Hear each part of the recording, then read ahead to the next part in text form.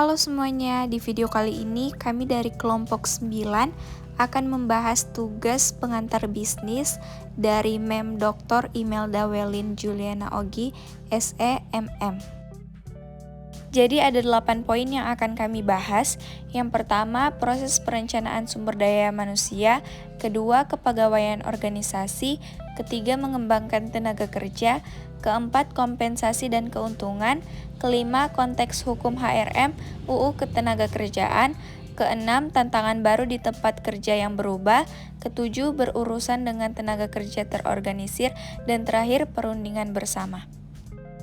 Berikut ini adalah nama-nama anggota kelompok 9, ada Telsi Tiau, Nurul Daniel, Regina Neman, Yonggi Tinungki, Marsyanda Rondonuwu, Alfiona Corneles, Stefani Sinaulan, Veronica Lao, dan Marco Sumendap. Materi yang pertama yang akan kami bahas yaitu proses perencanaan sumber daya manusia. Human Resource Planning Process atau proses perencanaan sumber daya manusia adalah proses perencanaan yang membantu perusahaan untuk merekrut, memelihara, dan mengoptimalisasi penugasan orang-orang yang dibutuhkan untuk mencapai tujuan-tujuan bisnis. Proses perencanaan sumber daya manusia atau SDM untuk masa kini dan masa datang sangat dipengaruhi oleh dua faktor penentu, yakni faktor internal dan faktor eksternal perusahaan. Faktor internal perusahaan seperti adanya karyawan yang memasuki batas usia pensiun, meninggal dunia, keluar atau berhenti kerja. Sedangkan faktor eksternal antara lain ketatnya persaingan bisnis, cepatnya perkembangan teknologi, dan tingkat ketergantungan antara satu perusahaan dengan perusahaan lain, serta ketergantungan antara satu negara dengan negara lain. Terdapat 4 aspek dalam perencanaan sumber daya manusia, masing-masing sebagai berikut. Yang pertama yaitu proyeksi jumlah karyawan yang dibutuhkan. Yang kedua, identifikasi SDM yang tersedia dalam organisasi. Yang ketiga, analisis keseimbangan penawaran dan permintaan. Dan yang terakhir, program aksi. Pengertian staffing adalah proses perekrutan kandidat yang memenuhi syarat dalam organisasi atau perusahaan untuk posisi tertentu. Dalam manajemen, pengertian staf adalah operasi perekrutan karyawan dengan mengevaluasi keterampilan, pengetahuan mereka, dan kemudian menawarkan mereka peran pekerjaan tertentu yang sesuai. Mari kita cari tahu lebih dalam tentang apa itu staffing dan apa yang dikandungnya beserta fungsi dan karakteristiknya. Definisi. Staffing dapat didefinisikan sebagai salah satu fungsi manajemen yang paling penting. Ini melibatkan proses pengisian posisi kosong dari personal yang tepat, pada pekerjaan yang tepat, pada waktu yang tepat. Karenanya semuanya akan terjadi dengan cara yang benar. Memang benar bahwa sumber daya manusia adalah salah satu yang terbesar untuk setiap organisasi.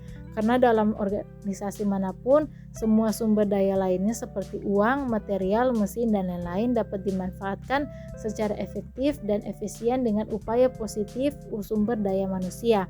Oleh karena itu sangat penting bahwa setiap orang harus mendapatkan posisi yang tepat dalam organisasi agar dapat mendapatkan pekerjaan yang tepat sesuai dengan kemampuan, bakat, dan spesialisasinya sehingga akan membantu organisasi untuk mencapai tujuan yang telah ditetapkan dengan cara yang benar dengan kontribusi 100% tenaga kerja. Dengan demikian dapat dikatakan bahwa kepegawaian merupakan fungsi penting dari setiap organisasi bisnis. Fungsi kepegawaian. Yang pertama, fungsi staf yang pertama dan terpenting adalah untuk mendapatkan personel yang memenuhi syarat untuk posisi pekerjaan yang berbeda dalam organisasi. Yang kedua, dalam kepegawaian, orang yang tepat direkrut untuk pekerjaan yang tepat, oleh karena itu mengarah pada produktivitas maksimum dan kinerja yang lebih tinggi. Yang ketiga, ini membantu dalam mempromosikan pemanfaatan sumber daya manusia secara optimal melalui berbagai aspek. Yang keempat, kepuasan kerja dan moral pekerja meningkat melalui perekrutan orang yang tepat. Yang kelima, staffing membantu untuk memastikan pemanfaatan yang lebih baik dari sumber daya manusia.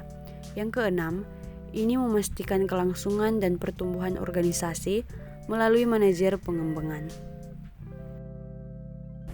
3. Mengembangkan tenaga kerja.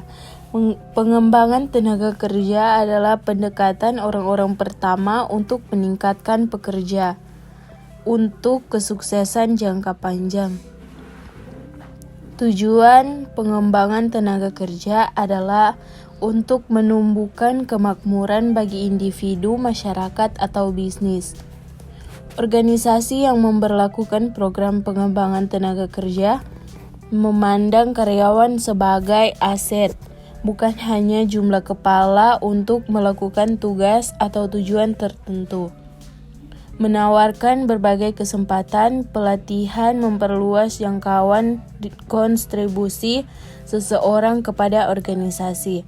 Bahkan jika fungsi pekerjaan mereka yang semula larut atau tidak diperlukan lagi. Pengembangan tenaga kerja membuat personil Anda tetap siap untuk masa depan, dilengkapi untuk menangani perubahan teknologi lebih lanjut atau tuntutan keterampilan.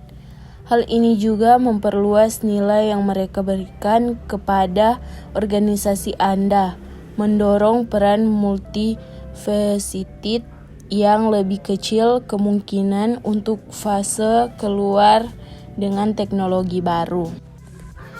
Manfaat program pengembangan tenaga kerja. 1. Kepuasan kerja ketika karyawan merasa memiliki kepemilikan dan tujuan. Mereka mungkin merasa lebih bahagia, bekerja lebih keras, dan tinggal lebih lama. 2. Moral yang lebih baik. 3. Peningkatan produktivitas. 4. Tenaga kerja yang terampil. Kompensasi dan keuntungan. Kompensasi merupakan sebuah imbalan yang diterima oleh karyawan atas jasa atau hasil kerjanya di perusahaan, di mana imbalan tersebut dapat berupa uang atau barang, baik secara langsung atau tidak langsung. Kompensasi dalam bentuk uang artinya karyawan akan diberikan sejumlah uang kartal atas pekerjaannya. Sedangkan kompensasi dalam bentuk barang artinya karyawan akan diberikan barang tertentu atas jasa atau pekerjaannya. Istilah kompensasi juga sangat berhubungan dengan imbalan-imbalan finansial atau biasa disebut financial reward yang diberikan kepada seseorang atas dasar hubungan kerja. Biasanya kompensasi akan diberikan dalam bentuk finansial atau uang karena pengeluaran moneter yang dilakukan oleh sebuah perusahaan. Pemberian kompensasi karyawan oleh perusahaan memiliki tujuan tertentu. Di antaranya adalah untuk menghargai prestasi karyawan, menjamin keadilan gaji karyawan, mempertahankan karyawan atau mengurangi turnover karyawan, memperoleh karyawan yang bermutu, pengendalian biaya, dan memenuhi peraturan-peraturan. 5 konteks hukum, HRM, Undang-Undang Ketenagakerjaan. Hukum Ketenagakerjaan. Hukum Ketenagakerjaan di Indonesia diatur di dalam Undang-Undang Nomor 13 Tahun 2003 tentang Ketenagakerjaan. Hukum Ketenagakerjaan mengatur tentang segala hal yang berhubungan dengan tenaga kerja pada waktu sebelum, selama, dan sesudah kerja. Tujuan dibentuknya hukum ketenagakerjaan yaitu: yang pertama, memberdayakan dan mendayagunakan tenaga kerja secara optimal dan manusiawi. Kedua, mewujudkan pemerataan kesempatan kerja dan penyediaan tenaga kerja sesuai dengan kebutuhan pembangunan nasional dan daerah. Ketiga, memberikan perlindungan kepada tenaga kerja dalam mewujudkan kesejahteraan. Dan yang keempat, meningkatkan kesejahteraan tenaga kerja dan keluarganya. Selain itu, hukum ketenagakerjaan juga mengatur hubungan antara tenaga kerja dengan pengusaha. Hubungan kerja terjadi karena adanya perjanjian kerja antara pengusaha dan pekerja atau buruh. Hubungan kerja terdiri dari 2 macam, yaitu hubungan kerja berdasarkan perjanjian kerja waktu tertentu atau PKWT, dan hubungan kerja berdasarkan perjanjian kerja waktu tidak tertentu atau PKWTT. Perjanjian kerja yang dibuat tersebut dapat dilakukan secara tertulis atau lisan. Perjanjian kerja yang dipersyaratkan secara tertulis harus dilaksanakan sesuai dengan peraturan perundang-undangan yang berlaku. 6. Tantangan baru di tempat kerja yang berubah. Ada 5 tantangan terberat yang biasa dihadapi karyawan di kantor baru, yaitu 1. Peraturan tempat kerja. Baca kontrak kerja baik-baik dan dengarkan wejangan dari Departemen HRD di hari pertama masuk. Jika Anda harus mengikuti sesi orientasi karyawan baru, perhatikan baik-baik agar Anda tahu apa yang boleh dan tak boleh dilakukan di perusahaan ini. 2. Menghadapi atasan baru. Jika Anda mendapat atasan yang sama sekali baru, Anda harus belajar dari awal bagaimana karakteristik atasan Anda, hal-hal apa saja yang bisa membuatnya marah atau senang, dan bagaimana cara yang tepat untuk berkomunikasi dengannya, formal atau kasual. 3. Beban pekerjaan. Jika Anda pindah ke perusahaan lain namun untuk bidang dan jabatan yang sama, beban kerja Anda belum tentu sama dengan di kantor lama. Ini berhubungan dengan industri apa yang dijalani perusahaan tersebut dan bagaimana sistem pembagian kerja di sana. 4. Menjalin hubungan dengan rekan baru. Banyak yang bilang bahwa menjalin hubungan dengan rekan kerja baru merupakan tantangan yang paling sulit dihadapi karyawan baru, apalagi bagi karyawan introvert yang kurang nyaman berada di lingkungan baru dengan orang-orang yang tak dikenal. Jika Anda tipe orang seperti ini, jangan panik. Hafalkan nama teman-teman kerja baru atau setidaknya yang satu divisi dengan Anda, dan selalu terima ajakan makan siang bersama meski Anda sudah membawa bekal. 5. Move on dari kantor lama. Jangan sampai ini Anda terus membandingkan kantor baru dengan kantor lama, karena efeknya negatif bagi semangat kerja Anda.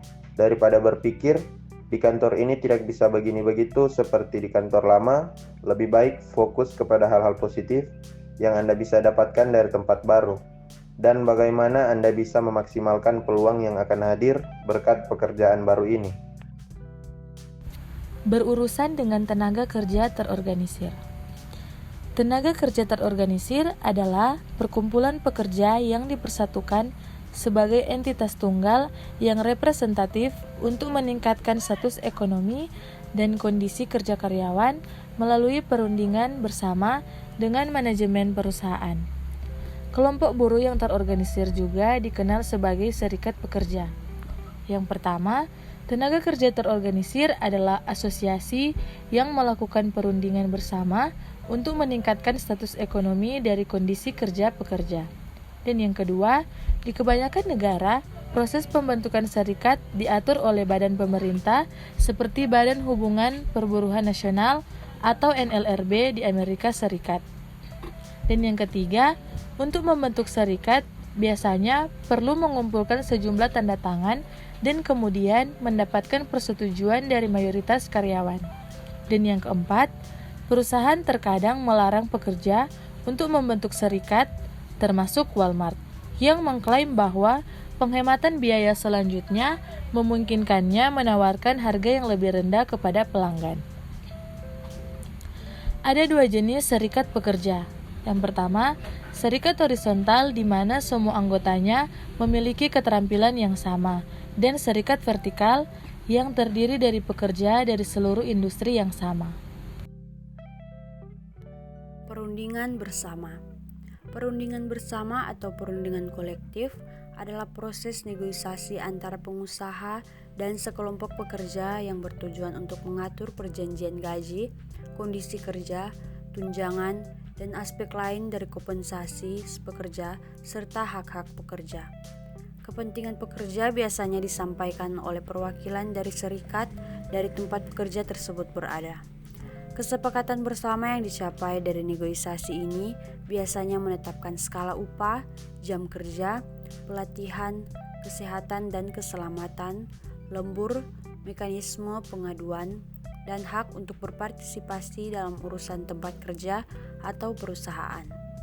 Serikat pekerja dapat bernegosiasi dengan pengusaha tunggal yang biasanya mewakili pemegang saham perusahaan atau dapat bernegosiasi dengan sekelompok pengusaha tergantung pada negara untuk mencapai kesepakatan industrial. Kesepakatan bersama berfungsi sebagai kontrak kerja antara pengusaha dengan satu atau beberapa serikat. Perundingan bersama terdiri dari proses negosiasi antara perwakilan serikat dengan pengusaha. Umumnya diwakili oleh manajemen atau di beberapa negara seperti Austria, Swedia, dan Belanda oleh organisasi pengusaha. Terkait dengan syarat dan ketentuan kerja karyawan seperti upah, jam kerja, kondisi kerja, prosedur pengaduan, serta mengenai hak dan kewajiban serikat pekerja. Para pihak sering merujuk hasil negosiasinya sebagai kesepakatan perundingan bersama, yaitu Collective Bargaining Agreement (CBA) atau kesepakatan kerja bersama, yaitu Collective Employment Agreement (CEA). Sekian presentasi dari kelompok 9. Terima kasih.